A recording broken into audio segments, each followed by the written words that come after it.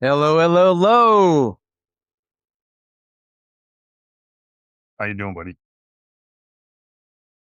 I'm doing well. Welcome to Monday. It is Monday, the Monday before uh the baseball season starts this week, technically. Are you foregoing our intro? Well, the thing is I've got some kind of technical issue with the sound and me talking on the microphone at the same time. It goes in and out and it's weird, it's muddled. And so I got Do you have any makeup in the house? Maybe you could mime. Could you mime it? well I No, just well no, I just it's like, not hey, enough time for that, eh? it's like, well, but those of you who have not been here before, we have Tony P from Lake Havasu, Arizona, and myself, Kelly Harvey from Long Beach, California, The and LB. we are 2 average Joes. That's just what we are, and we talk about things that 2 average Joes would talk about. Yep. We never share them. I come up with things. Tell Joe keeps a list, and uh, we don't share it ahead of time. But there's always, you know, there's always something going on, right, pal? Hey, wearing my Atlanta Braves jersey Oh and wow, giving credit to the man, Hank Aaron. there he is. Holy moly! So that's You're not that's, uh drinking coffee while you're wearing that, are you? You playing it safe? got coffee Oh, right here, wow. brother. You are risky. I'm being a real wuss about things too because, I'm reading, Harry Potter, the series, and we're on book number 5, and Right, and right. and so, I found some butterbeer flavored creamer, so I thought, "Well, let's give that a shot," and, I mean, if you don't know Harry Potter, you wouldn't know what butterbeer was, but that's something that they serve Is these it leaning more towards the butter end of things or the beer end of things? well, then I'll let you know because there's what they call, Hogsmeade is a village they have over at Universal Studios that it takes on this it's a Hogsmeade is a little village next to their school, um, Right, and that's where they can go after they go to the 3rd year, like, there'll be juniors in high school, they can go down there and hang out. It's all magical right, and stuff, but they have a drink that they serve, it's called butterbeer, and my friend who's had it before at Universal says it's kinda like a cream soda, but, with a different like, a caramel taste or something like that, but, right, so I'm looking forward to trying it, but I bought and I'm not I don't need them anymore. I gave up eating anything that has flour in it. I'm not right, doing that for a while, but I ate almost a whole container of these, they were butterbeer cookies by Keebler.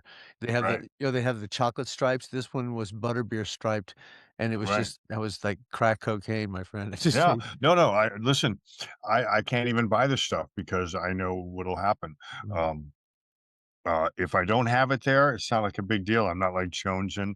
But if it's there, if there's a pack of cookies, thing of peanuts, whatever, it's gone. yeah. Chalk it off. Need more. So I just try to avoid it. But talking about that though, food wise, because I know you take care of yourself pretty well, and I know you still exercise. You were always really fit, and you see all these different types of mixes of foods that are good for various organs and parts of the body, right? Probably see it online, Sure. and one of them I like because I like both of them. Cucumber, pineapple, good for the colon. Pomegranate, good for the arteries or whatever. Everything's got a purpose. Do you juice? I mean, in the sense that I'm not saying you hang out and get a shot of wheatgrass at the bar every day, but I mean, do you make smoothies or juices? Well, I get most of my carbohydrates from frozen organic fruit.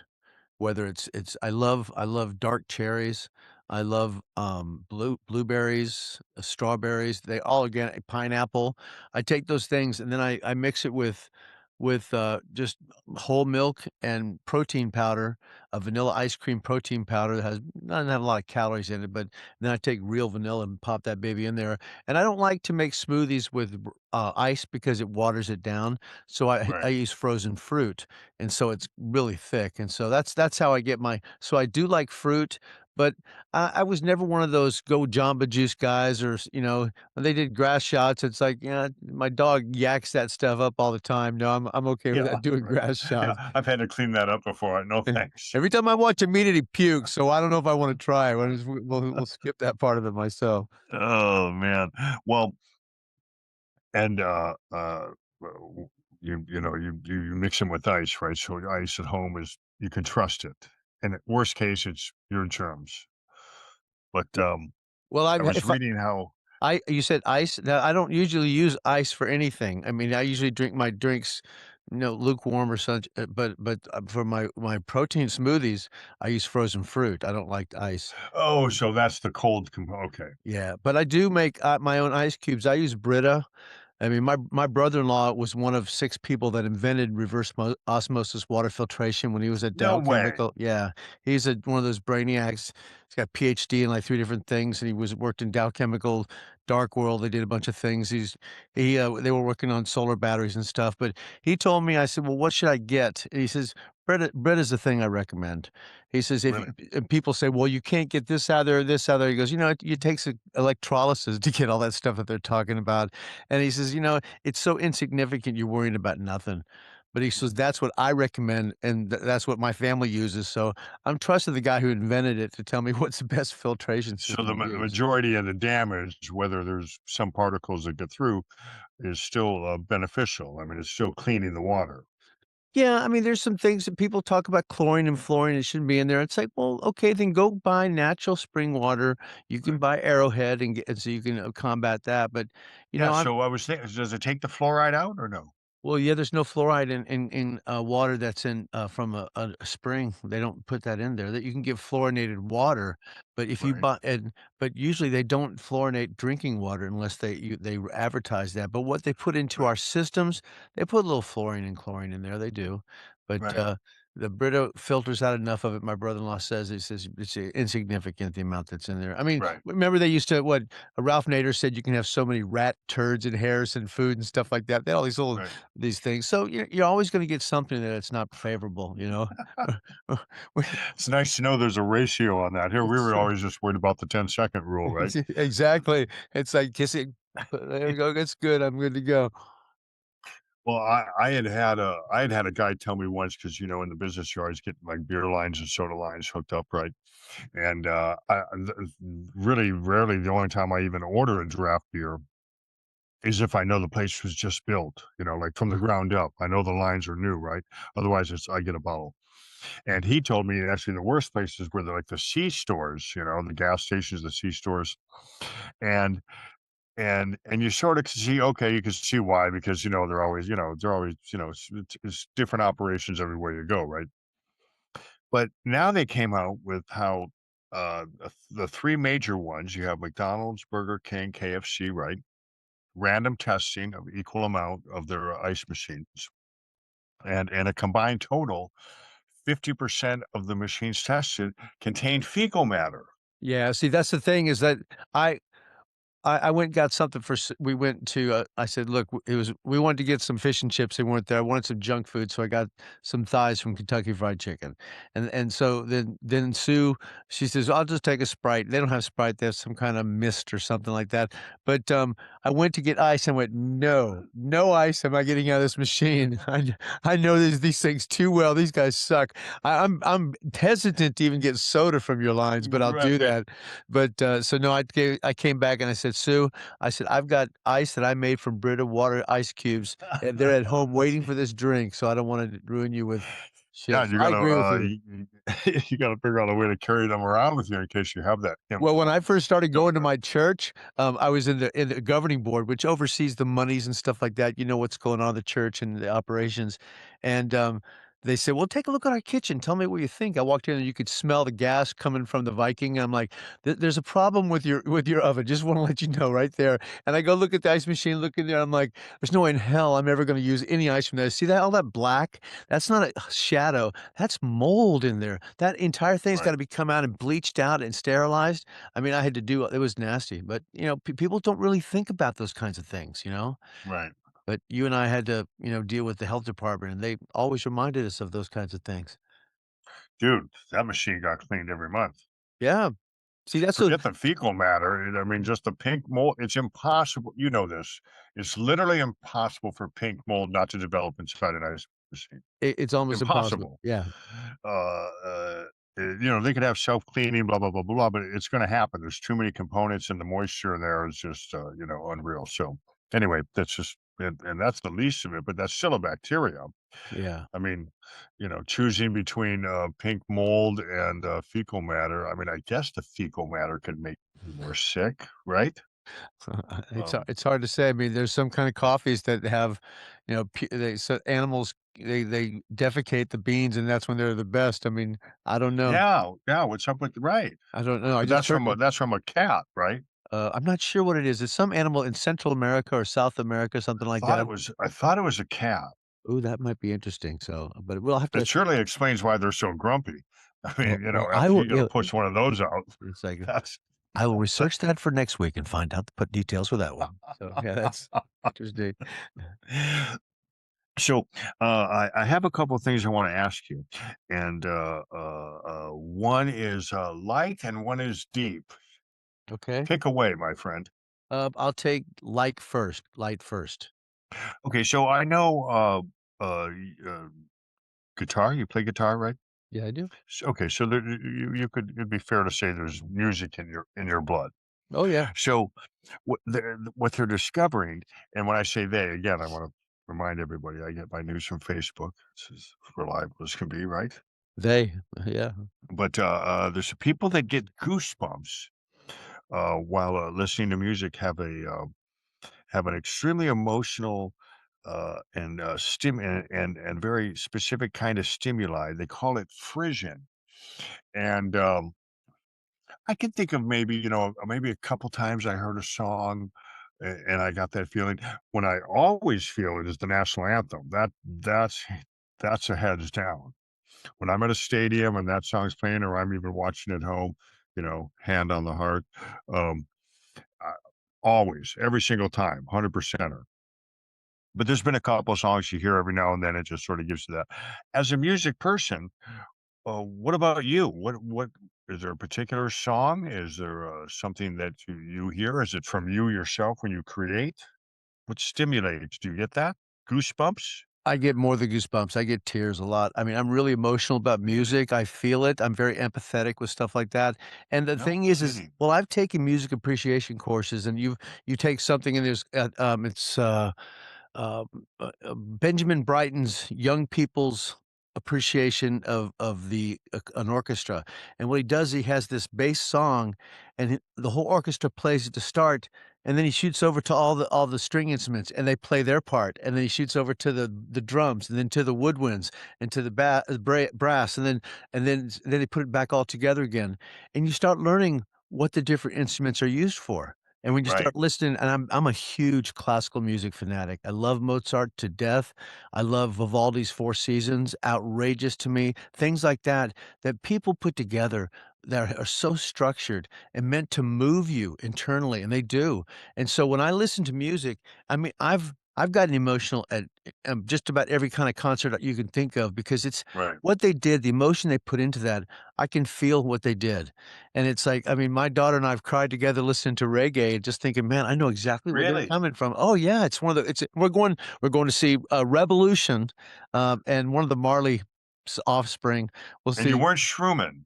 no, no, it's been a long time since I've done that, but it's like that to me, music is very emotional to me. I mean, I sing worship at church, and so there's some songs that are just so beautiful. Somebody just knew exactly what they're doing when they did the song, and it was like, wow. Now, the guy you had mentioned, who'd you just mention? Someone who, you listen to? Benjamin Brighton. Benjamin Brain. No relation to Benjamin Button. No, actually not. The different Oh, whole because that different would be a that would be a coinky dink. whole different Benjamin. It's like, and I don't think he made a whole lot of Benjamins for doing this song either, but it's like it's still a good representation of what Well, the instrument. isn't that the way it goes sometimes? I mean, yeah, there's people that hit it big, but I mean, for the most part, it's definitely a labor of love. I mean, there's so many artists like our friend Shay, that was has been on the show. Shout out to Shay and Randy. But she is an incredible art, dude. If I showed you her stuff, you'd flip your shit. And this is just something she's just doing at home, random. But so that gift, that's a gift, I call it, right? You just don't learn that. That's a gift. And what's like music, it's really based on emotions. I mean, when you're Well, painting or singing or guitar, right? Yeah, well, my father was big on that when I was a kid. I was sitting there one time watching cartoons on a Saturday morning because that's what we did, and he walked through the room and he said, "You know, that's, like Figaro, the Marriage of Figaro, the Barber of Seville," or something like that, and I said, "What are you talking about?" He goes, "The music they're playing on that Bugs Bunny cartoon." I said, "Yeah." He goes, "It's about copywriting. They use all these old classical songs, and they really work well with the cartoons." And I said, "Really?" And Right, so we listened to a little bit more, and he goes, "And this is this song right here." So right. he gave me, and this is back in the days when we had LPs, and he gave me, it must have been an 8 album set of 50 of the greatest classical tunes ever played, and I started listening to them, and I started appreciating the music and the way they put together and the structure. Beethoven, it's like, man, this guy was deaf, and mathematically he was putting it down. And I took a lot of math, so I understand the structure of it and how things work and parallel It's harmonies almost and stuff. Einstein-like. It's amazing. I mean, it's amazing. They have computers that will generate music based on mathematical equations. I mean, it's pretty cool. But I'm one of those people that get very emotional when I listen to music, and especially if it's done well. I mean, not take a chance as you dance in romance in a trance to advance. I mean, that kind of stuff is, Earth, Dude, Wind I and was really Fire. starting to enjoy that. I don't know Well, why you cut off so quickly. there's I was feeling it. but now the stuff that Earth, Wind& and Fire started, and they Right, when they did Reasons and things like that, that were really just emotional, just giants, it kind of they said, "Okay, now you've got 12 more albums you have to produce, so start putting the crap out right, there," so that right, happens. right, right, But right, there's I mean, like, Jeff Beck, I listened to Je when I was a kid, I bought an album, I forgot what it's called, but it was, "'Cause We've Ended as Lovers" was the name of the Jeff Beck song, and I cried, sat there, listened to it, and you could hear, "Because We've Ended as Lovers." This was a guy breaking up with a girl, and his guitar was crying, and there was emotional, there was back and forth, and there was resolve, and it was just like, this guy's I mean, like, the whining he was doing and stuff with his Stratocaster blew my mind, and then I actually wanted to go see him. He was gonna play the Infatuation tour with was it Rod Stewart? Infatuation. It was like in 1985 or '86, something like that. They got into a right. big fight because Rod Stewart's an egotist, and Jeff's like, "I'm not putting up with that, I'm not gonna play." So I was left with a ticket that I couldn't use, but that's the guitarist I wish I had seen. I think we talked about that the last show, who I would've seen, but his guitar, the way he plays, you have to watch him play. I get emotional when he does that. It's like, that's not human. To be able to make the same sound Right. 5 different ways, that just because of where you are, "I'll just do it this way. I'll just do it this way. I'll use the whammy bar. I'll use volume control. I'll switch the pickups." It's like, dude, so that gets me emotional when I see when Right. the kind of emotion that's put into that. Like, watching Joe Satriani, I've seen him, I've seen Steve Vai, Robert Johnson, I've seen these guys play guitar, and it's incredible to watch really good guitars. That gets me So what emotional. LP, and just by saying LP, we're going back, Yeah. and I'll give you mine and potentially my runner-up, and then I'd like to hear yours. What LP, would you say had the biggest impact on your life? Uh, Not just at that particular moment, but something that was such a turning point. Um, I I would say with me, it was definitely, without a doubt, Breakfast in America, Supertramp. Oh, that's just wonderful. Almost every song on that album is fucking solid, Child of and, Vision, the way that ends with Child of Vision blows my mind. Oh oh, my all gosh. of them, all the way down. And little backstory, reveal a little myself, as I was getting, uh I went to community college, and about 8 months into it, me and the dean, we had a disagreement. I thought I should stay, he thought I should go, we chatted about it a little bit, and I packed my shit. So, I'm kicked out, right? I can't call my parents, right? I'm like, "Oh my god, I can't tell them I got booted," right? And it wasn't because of grades, shenanigans. But, so anyway, I have to stay up there, so this dude I know lets me stay at his cabin. It's in the middle of the woods. It's Petoskey, Michigan, right? The toilet would freeze over overnight if you didn't get up and add more wood. You'd have to, like, chip the ice away to take a piss. And I worked at a little diner, walked down there like 2.5 miles every morning, cook donuts and breakfast and shit. And whenever I was at home in that cabin, and this went on for about 2 months straight, I was out on the patio, bong, big stash. and, Breakfast in America, and dude, when I say over and over again, I mean hours over and over and over, and by the second day, I just got it. It just all came together, an epiphany, and I got up and packed my shit and went home, fell on the sword, got that over with. It's your parents, right? They're always gonna love you, and runner up would be Foreigner, Cold as Ice. That's a So, good one. Joe, what say you, my friend? Album that was a pivotal album for whatever reason in your life. Well, I was fortunate enough to have a sister 4 years older than me, so I heard a lot of, Hot Tuna and Tower of Power and Allman Brothers, things that were really good back in those days, and Crosby, Still Nash, before they got young, when they all 3 of them sitting on the porch with the wooden ships and, you know, Teach Your Children Well, those kinds of things, but the thing that got me is I had some money for Christmas, and I asked my sister, "Which of these 3 should I get?" It was Neil Young Harvest, it was, something that I don't even know what it was, and Dark Side of the Moon, and she said, "Dark Side of the Moon," and she goes, "And listen to it with headphones." I'm like, Fantastic, "Okay." right, right. So and I'm the kinda guy that read everything on a cereal box, and I'm looking at this, and I'm like, "Alan Parsons, what a cool name." He's executive producer, who it should turn out to be one of my favorite artists. Did he was he really He on was Dark Side of the Moon? the executive producer of Dark Side of the Moon, and so that's well, that makes sense. You start listening to No. iRobot, and you listen to,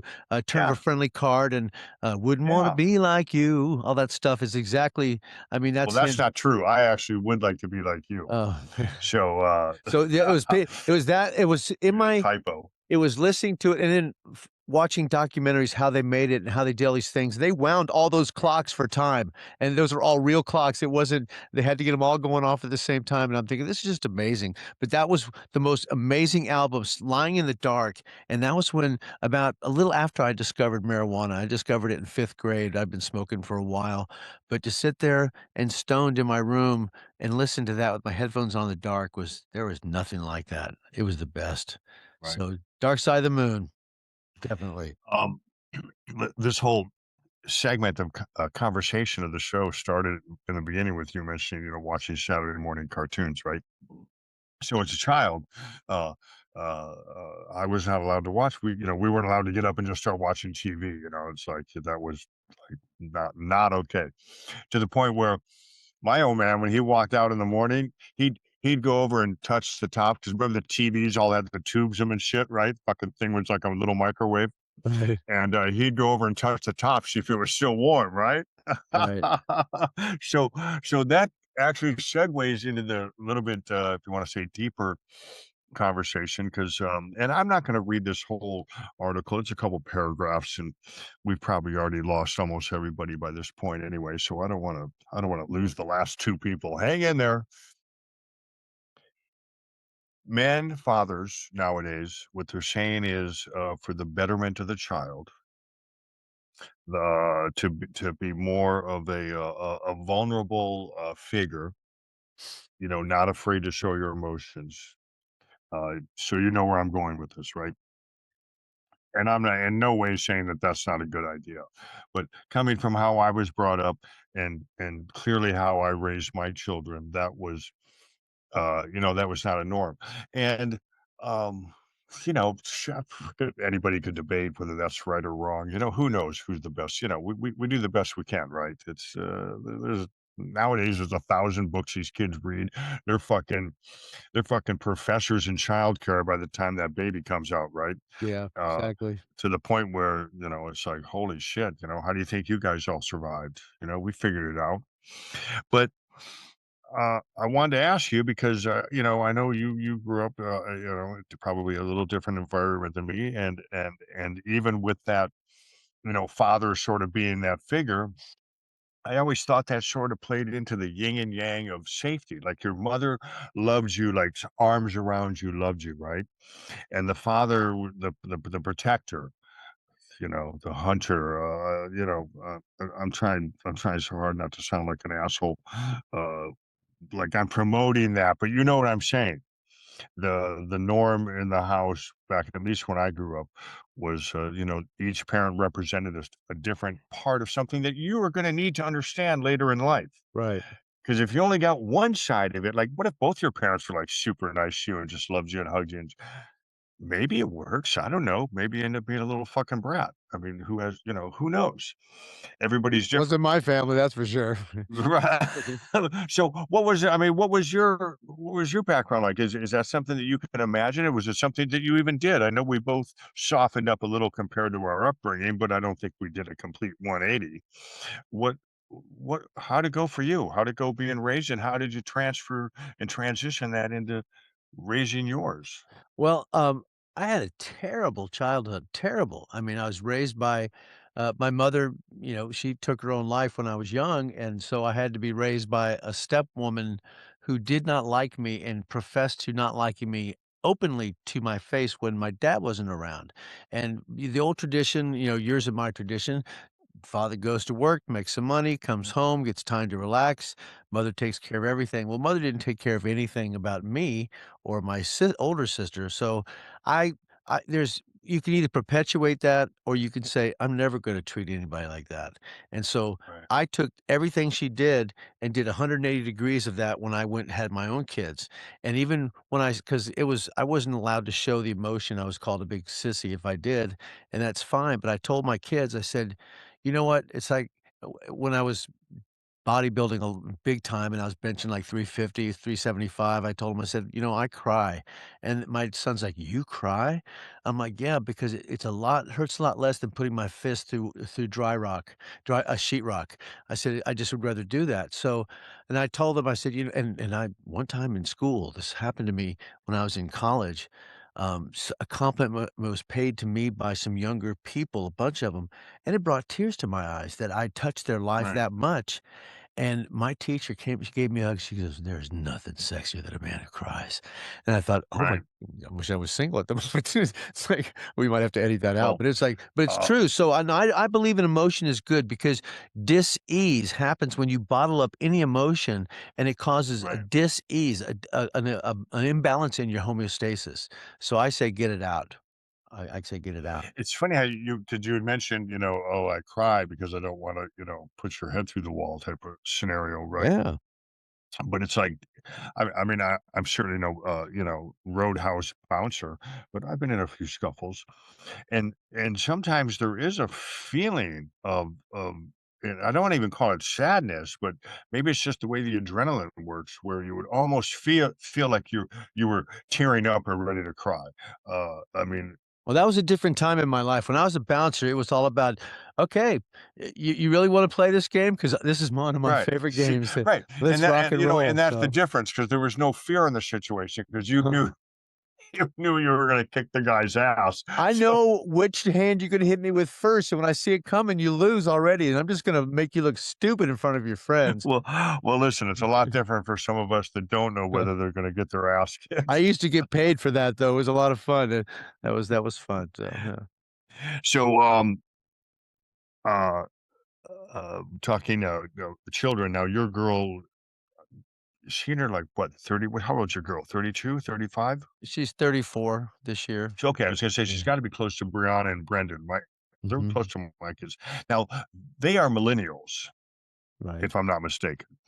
And then after millennials is the, Gen Z, which, they say is anybody between, 1997 and 2012, so that is a lot younger. Right. Um, and what they're finding out is because this generation is now 14 to 29, so a good portion of them is over 21, at least half or whatever, close. But the tail end of the millennials and the beginning, tail, the older kids that are in the Gen Z are not drinking alcohol like the previous generations for the last, whatever, 100 something years or more. And, uh, and I was reading about this even a few months ago, like some of the whiskey distilleries back east had to shut down production. They were sitting on, I remember the exact numbers, but I don't recall it, but it was hundreds, right? Barrels stacked on barrels, blah, blah, blah, blah, blah, barrels of whiskey. Stop production for like 3 months. That cost people their jobs and shit. And then it hit the tequila industry because it's so widespread because anyone with half a name comes up with a tequila brand, right? Now they're sitting on booze. Now, I just read recently it's hitting the wine industry. They're sitting on bottles. The only thing moving, I think, is beer because there's still a lot of working men out there that like a cold beer at the end of the day. Count me. Um, and but the hard liquor and the wines and stuff, dramatic reductions to the point of companies not producing. Um, I know it's hard to say. We neither one of us have kids exactly in that range. They're a little older than that. I could say that my daughter's not a big drinker. My boy likes a few beers. I don't think anything crazy, but what do you think changes that? What is the younger people how did they figure it out that that shit's evil? Well, you know, because it's like my daughter's generation, they still party. They drink, they get together, they have their kickbacks. They call them kickbacks, where they all go to the same house and they kick back and they drink together. So, I mean, she works really hard and she plays hard. She does a lot of snowboarding, but she likes her alcohol. And Yeah, but then you look at Sue's son, who's I think he's 25 now, and, he very rarely drinks. He's just not and one of those he's right. guys. He's a Gen Z, so he Yeah. counts. I mean, he's in Vietnam right now, and he may have some, some local stuff because he's there, but, Right. that's about the only time he's going to because I've been here and I think I've seen him have a glass of wine with us. I mean, I don't drink, but when we were there toasting something, he had a glass of wine, maybe once or twice in the 4 or 5 years I've Right. known him. So How long is he gonna be there? Can we get him on a Zoom call or n It's but well, it's possible. I mean, well, we can see, but he'll be here until, I mean, he's coming back. It's weird. I think he's leaving tomorrow and coming back today or something like that. No, he's leaving Wednesday and coming back Tuesday from Vietnam. So, right. Well, so I would l e even if it's after he returns, I would love to hear his take and um, where he went and see That if I'd you visit know what? some of them. That I think that would be wonderful. I can Zoom him, we can I'd say, "Look, hey, we just wanna Zoom you. Just my friend wants to talk to you. He's got Right. a Vietnamese wife, and he wants to hear some of the things that he can show his wife Yeah. and talk to it." No, So, I'm excited, right. yeah, okay, yeah, I'll It's that's like meetings, I mean, not quite, but it's like meeting someone that was from your hometown, right? "Oh, no shit. Oh, you're from there, right?" So, just the fact that he's gone there, and I know he visited some places, I'd like to just get his take because, I mean, I've had the luxury of the places I went to being picked out, but I think there's still some of the main popular spots, but, but yeah. see, the He went thing by that himself? yeah, and the thing that, about Gary as opposed to, like, my daughter Miranda, if I take Miranda and Gary to the zoo, going to Right. San Diego, Miranda's going, "Okay, okay, okay, okay," and Gary's reading about that animal, where it comes from. I mean, Sue and I took him to the Nixon Library, and I'd never been there before, and they had the lunar, displays, a whole bunch of, stuff from lunar modules and things, and it was he's like me. He read everything, he looked at everything, so he enjoyed it. I mean, he was telling his mom, "Yeah, I got to go where John McCain was held prisoner. I got to go see where he was No. being held." So that's the kinda thing he likes the historical aspect, and he was showing us, fountains and beautiful waterfalls and all this stuff, and Rem he's remember when Trump called him a loser because he got caught? it's that He is just came up with some of the I mean, I well, don't he care. If you don't have a sense of I'm not saying it's right, I'm not you know what I'm saying? I'm not even condoning what he said. What I'm saying is if you can't at least see the humor in a comment like that, I mean, Well, it's the just he so he off the says what everybody else thinks. That's the thing that people don't get about Trump because, like, right, but my grandfather, when Nixon got popped, which for what he got popped for with the tapes and the right? that was nothing in today's, crime scene. That was Oh, nothing. right, he was a lightweight. But see, my grandfather was a politician in Southern politics. He did a lot of, like, union organization stuff, and he was a Mason, a Freemason, and he said, "You know why Nixon isn't liked? 'Cause he got caught, son. 'Cause they've been Yeah, doing no, that since the you're beginning of absolutely right. time." 'Cause actually, I've said this before, you take that away and in many ways, he was a fantastic president. I mean, he ended the Vietnam War. He he was the first one to visit China. He opened up relationships. This guy was not a dummy.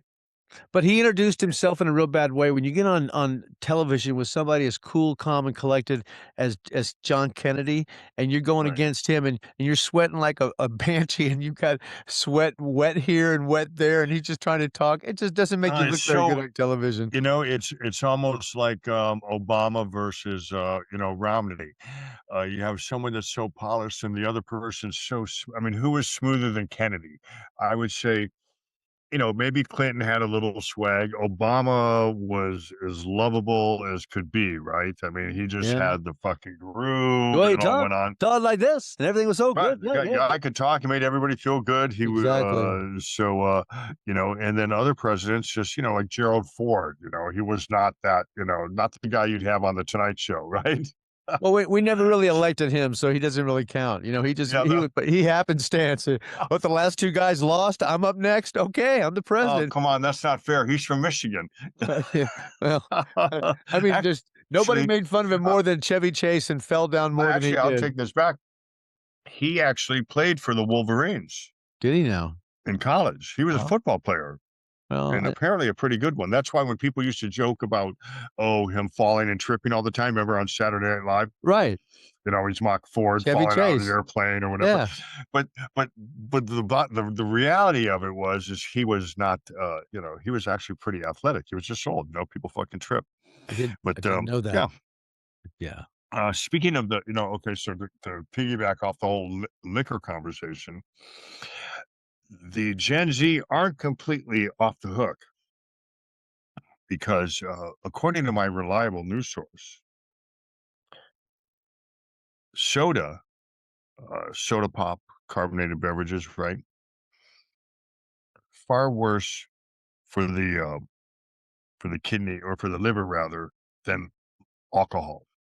What is The now? effects of soda, Soda. drinking a Coke, a Mountain Dew, and now again, this is people that would be considered above average or heavy use, and you would have to use the same comparison with liquor.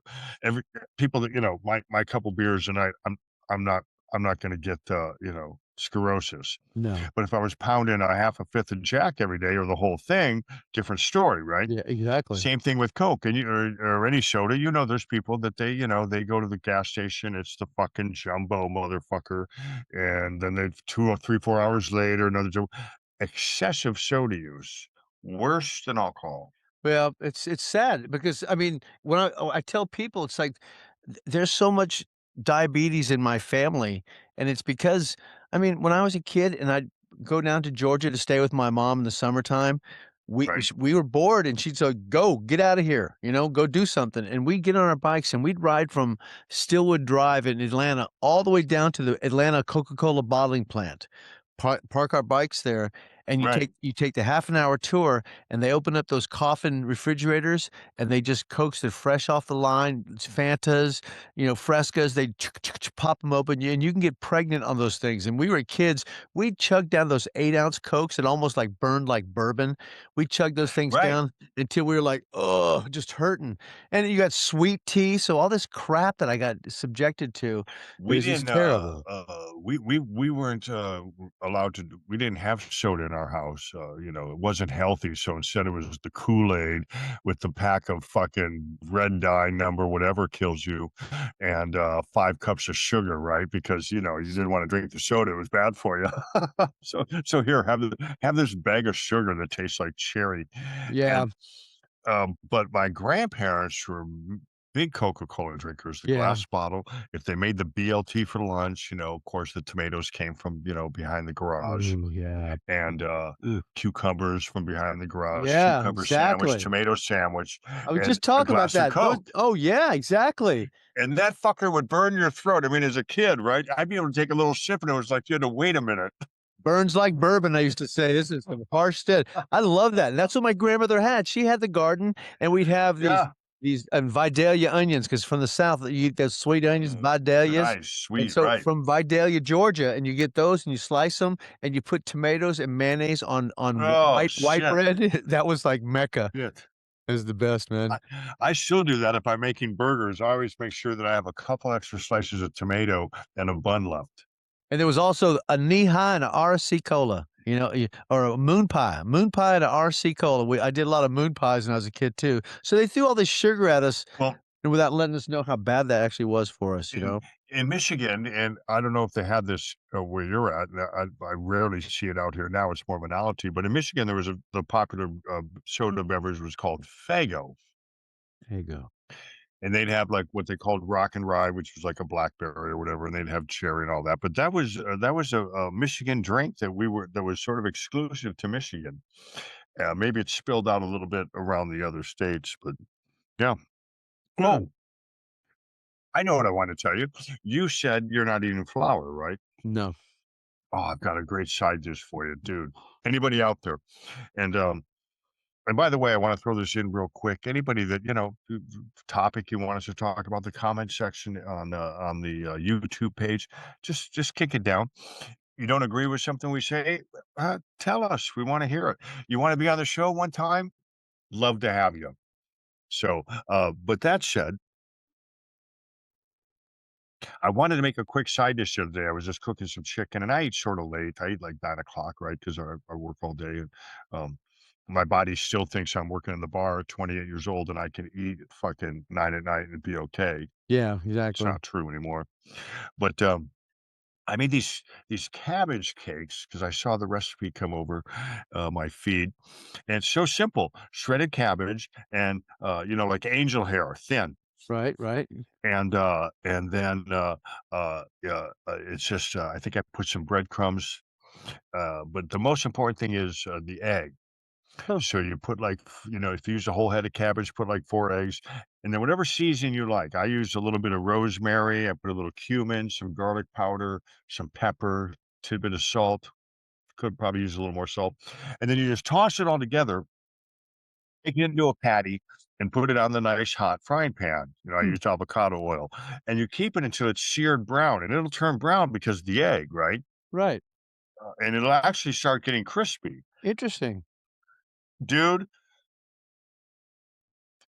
fantastico. Wow. So simple. Cabbage and eggs and whatever dry spices you wanna toss in. Oh, That's not where I yeah, I thought know you were what going with onion I that. That's used. interesting. I use the fried onion. They make an onion spice. It's actually like a dehydrated, like a brown onion, like Okay. like it's cooked, like a Yeah, baked onion. right. I put that in there, and a lot of the recipes called for green onion.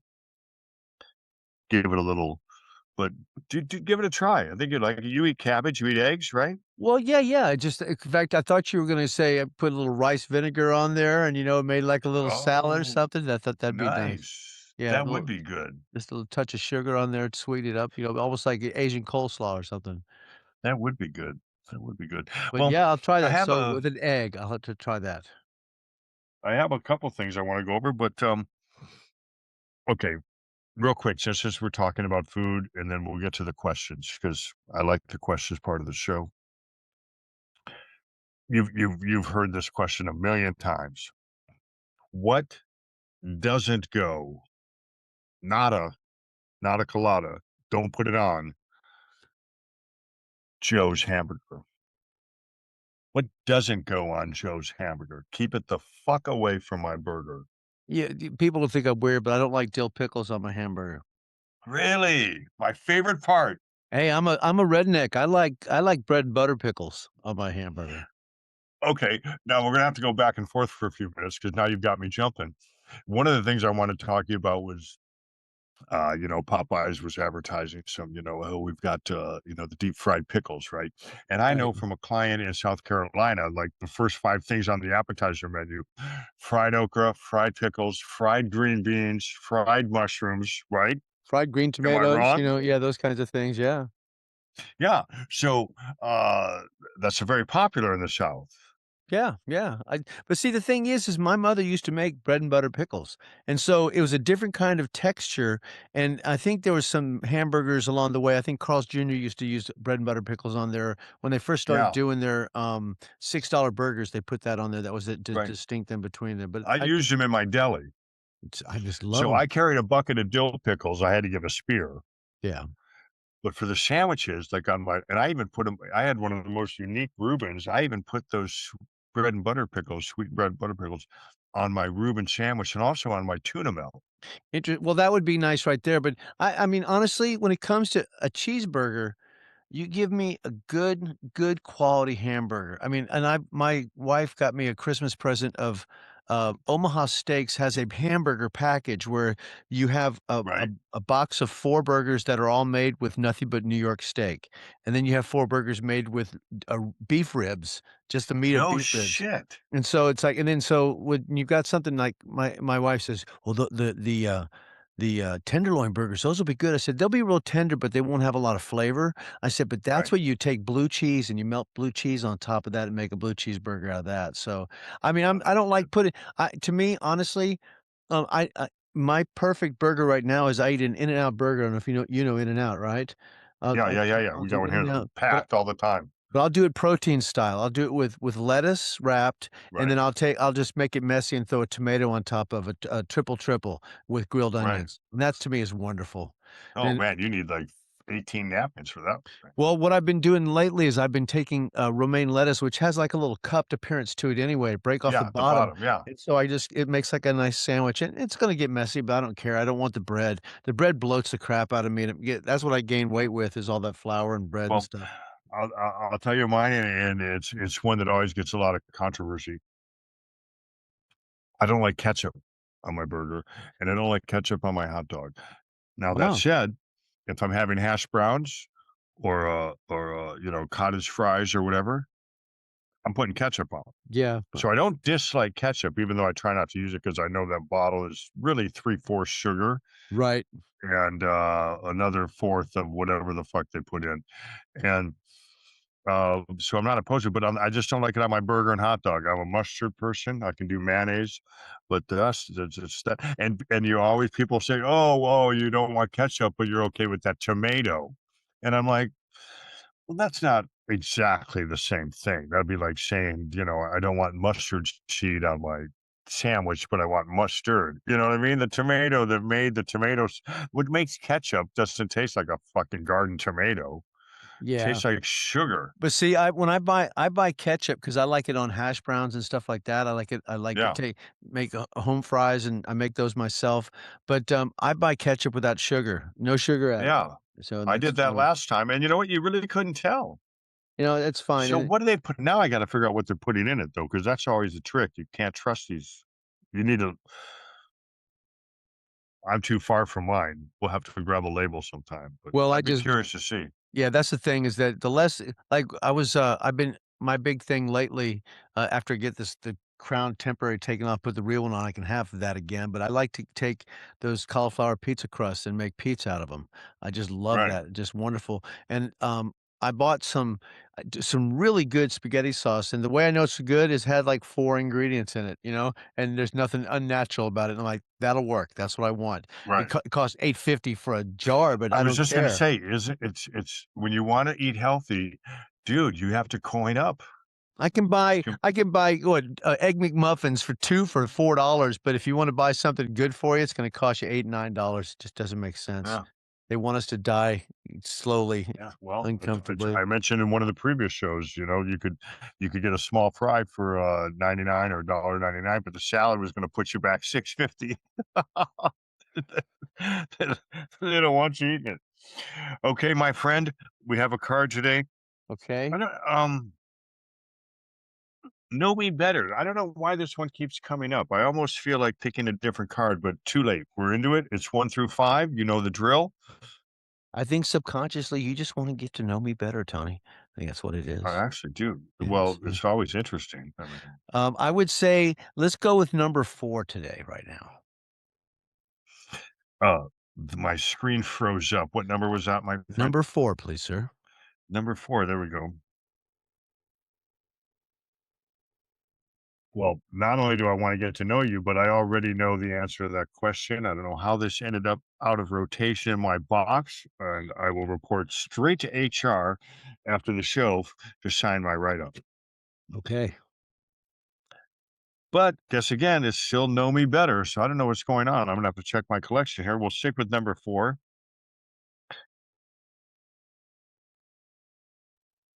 Okay. Now, when this says my, I'm trying to understand whether it's asking whether you're supposed to guess mine or you're supposed to tell me yours. It has to be you. What's my most cherished dream or aspiration? So we'll just however we would grammar I don't know, is that the correct way to say it? I guess that would work. It works fine, yeah. What is my What's biggest my dream? What is yours now? Do I will answer what mine, and you can tell me what yours is. I think my biggest I dream and don't have any, aspiration. but go ahead. Well, at this point right now, I would like to, make it big in voiceover and making it so big that you don't know who I am, but I hear my voice, you know? That's what I'd like to do. I'd like to, Well, I'd I'll know who you are. well, and you'll know, like, when I hear my coach, it's like I laugh, I'm like, "There's Chris," you know, just he's like this national brand, he does Kubota, and he does all these big things, and America's Best, 2 pairs of glasses for $129. That owl is my coach, so it's like that's how Right. he knows it's him, but I would love to be able to because, there are times that I have a good voice for radio, and I do certain voices, points of view really well, and it's nothing to me brag about, it's just what the gift I was given. Some people Eddie Van Halen was just amazing at the guitar, I just wasn't given that talent, I was given a voice. So, I think that would be my biggest dream, aspiration right now is to tell my wife, "Hey, you don't have to work anymore if you don't want to, you can come kick back and relax and do Pinterest if you want or something," you know? Go to yeah. I think if it was me, I would really just like to spend more time in Vietnam, even if it was my final time. And You'll get Twee always says, "Well, there's no good medical over there." I'm like, "Well, probably at that point, I'm not really going. There's great medical here. I don't want it anyway." Right, right. Um, so, but for a reasonable amount of money, because our dollar transition is so strong there, I could certainly get someone to care for me. So, like, Right. because I mean, I know that's just an odd conversation, but you always have those conversations. Hey, what if you go before me? What if I go before Oh, you? we Right? have those conversations all the time, my wife and I, you know? So, she said, "Oh, what if I went before you?" And I'm like, I'd be packing my shit and I'd be off to Vietnam. She goes, "Oh, well, you need someone to take care of you." I'm like, "I could probably get someone to take care of me for like $5.80 a day." Exactly. And I'm not saying that to be rude. It's just the No. financial market. Right, It's got yeah. nothing to do with the people. It's good money for them. I could not go there and live on a Vietnamese wage. No way in hell. I Right, could only do it by transitioning American money. right, right. But that said, you would live like a king. Yes. Okay, my friend, Okay, fire here we away. go. Um, who is the most famous person you've ever met? Hmm. Well, I haven't met a lot. Shooter McGivern or Shooter MacGyver or whatever from Happy Gilmore. Yeah, Shooter, he came in my deli in Redlands once, and I waited on at the Greek restaurant. Me and my dad had it in Rancho Mirage, Zorba's, yeah. back in the '90s. I waited on. We had uh, uh, the baker. You remember Jim Baker, the I met priest that Tammy went to Faye. Pearson and Tammy Faye. I met Tammy I Faye waited. too. I waited on them. Tiny little woman with long eyelashes. And, that's about the most famous people I think I met. I'm trying to think. I've dreamed of meeting people, celebrities or something like that, but yeah, that's the only ones that come to mind. I met so many I mean, I sat and talked, he drew a picture for me, Red Skelton sat with me in a booth and talked to me for a little while, that was pretty amazing. Tammy Faye Baker, um, I waited on Robert Parrish, the double zero, the Chief with, the Right, Celtics, yeah. I waited on Greg Townsend, it was a middle linebacker for the Raiders, I waited on him also, he looked like a black Mr. Clean. He was smoking right. he's smoking my Merit Ultralights and drinking light beers and doing shots of Grand Marnier, and this was a Thursday before a game on Sunday. So, I've met a lot of Different famous world. pe I've met a lot of famous people, I have, you know, a lot I think the coolest one I met, though, was an accident, I didn't know it. My cousin Donna was married she was the debutante, gorgeous Southern girl, married to this guy that no one could really understand why she married him because they didn't fit, older guy, Tommy Right, Morrison. He's in the Chevrolet Hall of Fame now, he's dead, but, he raced, IROC Z28s for Flying Tiger, Playboy, Chevrolet, all these different people that he and when I went down Riverside Speedway was still around at the time, and I went down to see him because he was coming out from Georgia to say hello to, to race, and he said, he said, "I wanna introduce you to one of my driving partners, and it's Bobby." And it's like, "Hey, how you doing, Bobby?" And I looked at him, I said, "I know you from somewhere," and he gave that, It was Bobby Carradine was his racing partner, and my cousin Bobby, Morrison, that's his Uncle Right. Bobby. When Bobby, my cousin, had problems on heroin, Uncle Bobby Carradine came, took him to Middle America to a rehab place to dry out. So that was the coolest person I've met was the Wasn't Revenge Bobby of the the name of the, Will, in that movie Tallahassee Nights or Yeah, something? Will Billy Bob or something like that, probably. yeah, they're are all the racers named Bobby? It's Does that happen a lot? I don't know well, In the South, it must, right? well, my sister lives a couple of blocks away on the lake, Lake Norman, from Denny, Hamlin. So Denny's like that's that southern name, Denny. This boy, you talk about a spread. He's got a helicopter pad. He's got a bowling alley. This Really? they've got some Wow. money. Yeah, these guys make a lot. But I've met some pretty famous people that I thought was kind of cool. And Herbie Hancock, didn't even know who he was when I met him. This guy Herbie, he was playing Right. piano at a little bar and turned out to be Herbie Hancock. It was Well, cool. yeah, and I could see that. He's not as facially recognizable. You certainly know the name or you would, know the music. Well, he did that song Rocket, dun dun dun dun dun dun dun dun dun dun dun dun dun dun. It was big, and they used it in, what Beverly Hills Cop, they used it in that one, is that Right. song, but that's all I knew him from. But then I watched him play with George Gershwin. I saw him do, not Gershwin, but, I forgot the name of the conductor. He did Rhapsody in Blue, the piano part. Went out there, they applauded me, sat down, no music, did the entire concert. I'm like, I had no idea he was a classically trained pianist, but it was pretty Well, amazing, so yeah, I know you have a pen there. Write this down. Frank Sinatra. oh, of course. Frank Sinatra. You liked him. LA is my lady. So he came up with a song because he was getting a lot of heat about, he had New York, New York. He had, Chicago, Chicago, Chicago, traveling. Right? But he so he's like, "Well, I gotta honor the West Coast, right?" So he came up with the song "LA Is My Lady." It's a great song. But he did the whole album, and there's actually a video that shows the making of each of the songs. Nice. But that Herbie, Hancock, is it? Mhm. He's 'Cause the band was all handpicked by Quincy Jones. Yeah, Quincy oh, Jones conducted it. he's a rock star. So he picked everyone, but that name you mentioned, I remember him being mentioned in the video. So Herbie Hancock was part of that group that Quincy Jones put together to do the music for Sinatra. And Sinatra's just sitting in the glass booth, and I don't know if you know this about Sinatra, but it's been said he was a one take kind of guy. Same thing in the movies. Because he wanted to go out and go drinking. They always said, like, back when the Rat Pack was together, the director would, sheepishly be like, "Hey, can we try that?" "No, that's it. We did it. Next." Well, there's some people who are one take kinda guys, they can get it in one take, And he did. That's fantastic. Great story. awesome 1, stuff. 2, 3, or 5. I'll take 2. No, no, I'll take 5. Hmm. What's a lesson you've learned from a difficult situation or experience? What lesson have you learned from a difficult experience?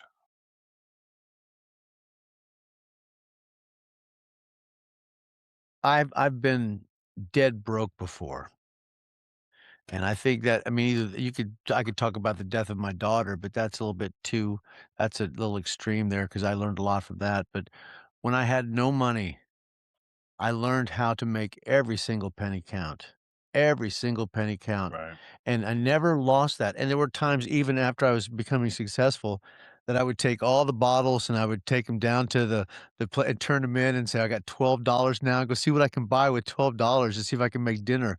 I mean, one of the things we did as restaurant people, it was like before they had Chopped, we were in the kitchen going, "It's your turn to cook. Whatever's in there, make something out of it." And we'd have to come up with something because we were all restaurant people. Exactly, right. So that's the kinda stuff that I remember, but yeah, that's I guess that would be my thing would be Plus, as a restaurant worker, you normally got the employee meal, right? yeah. So if you max that out with some salad and bread, You know, whatever you could add to it for free, fucking crackers, you know, Take you cream of take care broccoli of soup, business. put it over rice, that's what we had when we got there, so it'd be like 2 meals. You have that before you started, then you get the lunch special, but it's like I Yeah, always did that kinda stuff, and the thing was is that I had a Labrador that lived about 17 years in a good state, nothing messed up, and after he finished puppy chow era, he ate nothing but leftover steak and potatoes from Black Angus. Whatever they right, threw away, steak, I don't care what, sour right. cream, butter chives, that's what he It's had. probably a lot better for him. It was perfect. He had somebody you get those dates and the girl has one bite of her filet and she's not and the guy's like, "Fine, I Right. can't take you with me." It's like, "Well, my dog Yeah, will yeah. love this, baby." Yeah, I remember people had the dog bags, the Yeah, employees, I right. did all the time. So, yep. Okay, shoot me one more, boss, let's hear it. Okay, if you were told that you could watch only one television show a week for the next 12 months, which show would you choose to watch? I kinda know what you might say, but Well, first of all, I don't really watch a lot of TVs, neither do I. But you if you but, had that was your only entertainment. if I had to watch one for a whole week.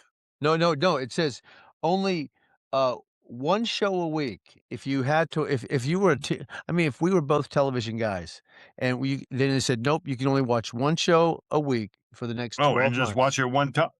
Just Shoot, one time, that's it. 1 episode, One and done. 1 and done." Wow. Well, I'm gonna give you 2 answers, Little Tony and Adult Tony. Yes, okay, So if it's Adult Tony, it's probably gonna be, CSI, okay, and maybe even more specifically, CSI, Miami. okay. Uh, uh, uh, and Little Tony is oh, man, there's so many, but it's gotta be Bewitched. Oh, very nice. The the writing in that, the Darren's facial exp I mean, everything that show was on it. Paul Lynde, I mean, it just went on and on. It was fantastic. Uh, Very entertained with Good stuff. Bewitched. But again, it's so hard because you go back then. I mean, Hogan's Heroes, I could watch that Oh, 1,000 times. oh. Get Smart, I can watch it 1,000 times, right? There's so Mel many. Brooks did you know that Mel Brooks was a writer for Get Smart? I didn't know that. It makes sense, though. Really? Makes sense. Well, it makes sense because that was fucking funny. That was the best. Talking in his shoe, that's just the best shoe phone. I told you before, it's probably been on another show, my favorite Mel Brooks thing is in, uh, Life of Brian, or I don't know if it was Life of Brian or The Holy Grail or whatever, but he's Moses or whatever, and he's walking down with the templates from the mountain, and he's like, "I present to you the 5th," and as he's getting ready to say 15, one of the slabs drops and breaks, and he's like, "The 10 Commandments." That's from History of the World Part 1, Mel Brooks. That's what the No movie that's kidding. from. Yeah, that's that movie. How clever is that? It's very smart, very smart. It's good stuff. His movies, most likely wouldn't fly nowadays. Yeah, I mean, it's like you watch something and the thing is, people would look at negatively, uh, Blazing Saddles, but he did that as a parody of the racism that existed, and so that Right, was right, as you see, you can't tell motive by something someone puts no, out. you can't. Yeah. It'd probably be just like, what was that most recent one with, Django or J Yeah, that was a good movie, actually. You know what's interesting about I've that seen mo a million clips, I've never watched it Oh all the my way through, it looks goodness. Yeah, fantastic. in fact, one of the things that they had to work with is Caprio had a tough time using the N word. And Jamie Foxx is like, "Dude," and him and not Lawrence Fishburne, it was, the guy that does all the commercials, the Capital One guy, but, Oh, I know who you're talking about. Yeah, yeah. real deep voice. Yeah, yeah, Yeah. they both said, "No, you need to be authentic and use the N word and use it big time." There was one where Kerry Washington, she was doing that TV show Scandal, very good-looking African American woman, light-skinned, but she was a female slave, but she was sitting at the table, and in real life, DiCaprio had like a sherry glass, and he slammed it down, and it cut the crap out of his hand, and he kept acting, and if you see their faces, they're like, he's cut. And then he just keeps going, and he's taking her, and he's rubbing her face with his own blood and Really? stuff. Yeah, that's real stuff. That re He cut his hand for real and kept going. He was known for that method actor, just use whatever you have. So, it's one the Phoenix. You know what? I'll end it on this, and again, always welcome for debate. Someone like that, I mean, there's particular actors, they're just sort of being themselves. To me, there's 2 kind of actors, okay? There's a person and when you see them, they're almost the same person in every show, Right. and if you probably went out to dinner with them, it'd be the same person. Amen, yeah. But then you do have people like, Denzel Washington or, there's a variety of them. Heath Ledger. Their acting is so incredible, they can be anything. That's an actor. I'm not disparaging the others, but that's an actor. So, um, I just wish they would just stick to fucking acting and collecting their check and don't get involved in politics. I mean, go back to look at Johnny Carson, look at all these people. The whole idea was to take your mind off of that. Right. So when you bring it up, you've just made our interaction, even though I'm not watching your movie, if you want to look at Gopher from Love Boat, Gopher Love Boat. Everybody loves Love Boat, right? Gopher, remember Gopher? Oh, yeah. He became a senator. Put your money where your mouth is. Al I mean, Franken. if you really wanna make a change, run for fucking office. Arnold Schwarzenegger. Al Franken. Now, I'll listen to his opinion, good or bad, whether I agree with it or not, but he earned it because he held off. He did something about it. Yeah. So either do something about it or shut the fuck up. Well, see, that's the thing that I think that they have too much power because they what they say influences millions of people, young people. I wanna be just like the Kardashians or whatever the flavor of the month happens to be. I think it's Sydney Sweeney now. Everybody. You think there's people out there that, like, really listen to them? Oh, yeah, there are. There are, Oh, shit, we and are that's so fucked. that's I'm glad we're gonna be dead before those people come into power. I mean, I'm sorry, Don't but I mean, thank God. it's just sad that I mean, we were watching a movie, I think it was called, White House Has Fallen, no, Olympus Has Fallen, and it's with, Morgan Freeman. That's the guy we were trying to think of, Yeah, Morgan that's Freeman. supposed to be a good movie. It was great, and it's that's my wife likes those adrenaline type of movies, but we're sitting here going, "You know what? They're getting overrun by a bunch of North Koreans because they kept their kids in school longer for longer hours. They got better grades. They built better bombs. They said, 'Screw you, America, you stupid. We're gonna overtake the White House because you're idiots.'" And that's the way I feel about it. It's like, that's what's happening. They're dumbing down of America, giving participation trophies. Even my math friend, teaches calculus in college, and he says, "It's you don't really have to take it anymore. They're not teaching it. They don't want you don't have to know it." I'm thinking, "You know what? The nurses No shouldn't kidding. they're not focusing on that's already been if that should have already been taken. They don't teach any of the like the pre-calculus classes, which is an advanced algebra, and advanced trigonometry course that you need to know those concepts for Right. calculus. But I love those kinds of things, but they're Because going to the it's wayside. not always about the detailed result of what you're learning, it's about the broader scope of having to learn it. It's and we've again, previous shows have I know I've mentioned the fact that, the current education curriculum has taken cursive out a few years back, and it's like, but that was what taught you discipline doing it. If you had a piece of paper down, 2 of them, and one you had to print, one you had to cursive, the printing was no fucking problem with the line in the middle, right? You whipped right through it. Right. You had to you had to stop and think about the cursive, right? I gotta this part has to stay above the line, I gotta go down below the line, I gotta make it legible. It wasn't about the ability to do it, it was the task of having to do it. Well, that's what I say that when I told my kids, I said, you know, a degree doesn't necessarily mean you can get a job in that degree. You use that as a tool to tell your employer, look, under pressure, I'm able to learn whatever you throw my way. I can figure out Right, what system you have, and because I've been right, to intense schooling, I can do your system. And that's all to me. That's all right. school, unless you're going something like Gary Sue's son does math equations for a living for companies. Writes programs for them and stuff like that. So that's more specific. But I Is mean, that top secret type of shit? well, no, he was working he's just recently he's leaving the, Southern California Gas Company. They're gonna miss him because he designed programs to find problems that they had, and it worked great, and now he's the only one that knows how to do it, and he's leaving them to go off to someplace else, and they're like, "Wait, don't go. Yeah, We" well, I hope that wherever he's going, that he gets the the retirement benefits that those gas employees get.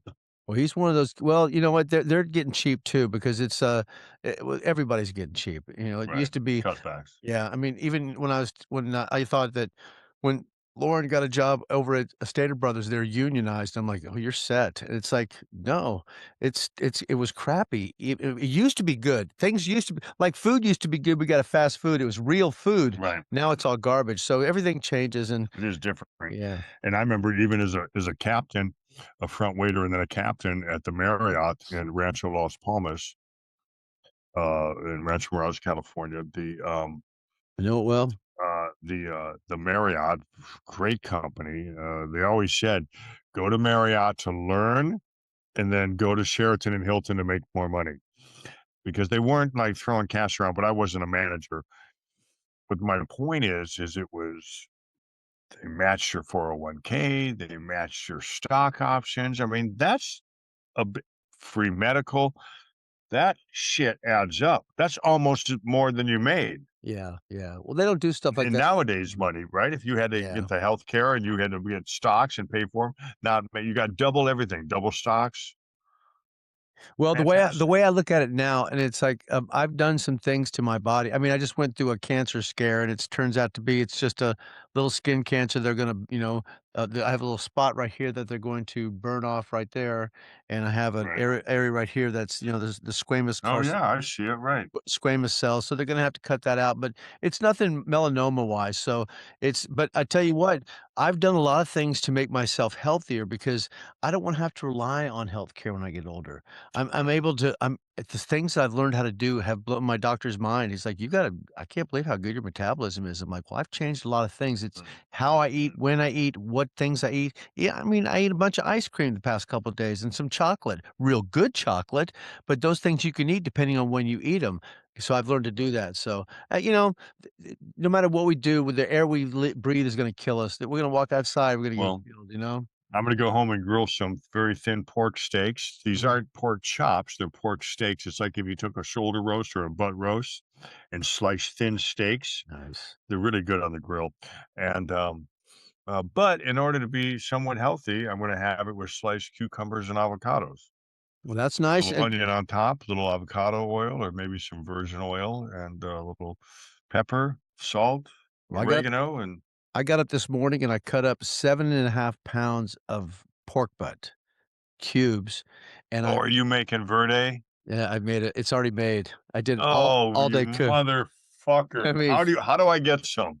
oh, it's like I'll just the next time you come to LA or I go up there, I'll take you some because it's like this is Oh, shit. people go, "This is the best I ever had. Who'd you learn this from?" I said, "Guy Fieri on Diners, Diners and Dives." I took a recipe off that, but I do fresh tomatillos, serranos, jalapenos, diced chilies, the whole Oh, 9 yards, man. and sear all the meat first, and I usually do about 3.5 pounds. I had a 7 pound roast, and I'm like, "This is gonna be meaty. Some people are gonna be happy with this." So I took like a big vat to make it. Did an all day thing. I had to use different multiple containers to boil everything. Okay, mark your calendar. I'm gonna be in Southern California, the day after Father's Day. The Monday after Father's Day, I'll be going into, Little Saigon for supplies and, food shopping. Maybe what we can do is we meet for lunch at a nice Vietnamese restaurant in Westminster, and you meet Thuy, and we treat you to a little Vietnamese lunch, have a nice noodle bowl or some pho, or but I'm walking out of there with some verde. I'll bring you a very, very large a portion of chili verde. Yeah, and then So, I'll put it in a I'll bring a cooler. We always bring a cooler anyways because we go to the Asian market and stock up. nice, nice. Okay, okay, I'm putting it in my calendar as soon as we're done. Real quick, thanks everybody. Again, comment section. What kind of topics you want to hear? Comments about anything that you agree, don't agree with. Some feedback. Facebook page, Two Average Shows. That's spelled out TWA Average Shows. Facebook. Comments on YouTube. And again, we thank our sponsor, Western States Restaurant Consulting, We just for your love that vision, anyway. where your vision becomes our success. Thank you very much, folks. Tony, always a pleasure seeing you, brother. Okay, pal. Have a good day. Take care, brother. Bye-bye. You have a good night. Thank you. Bye.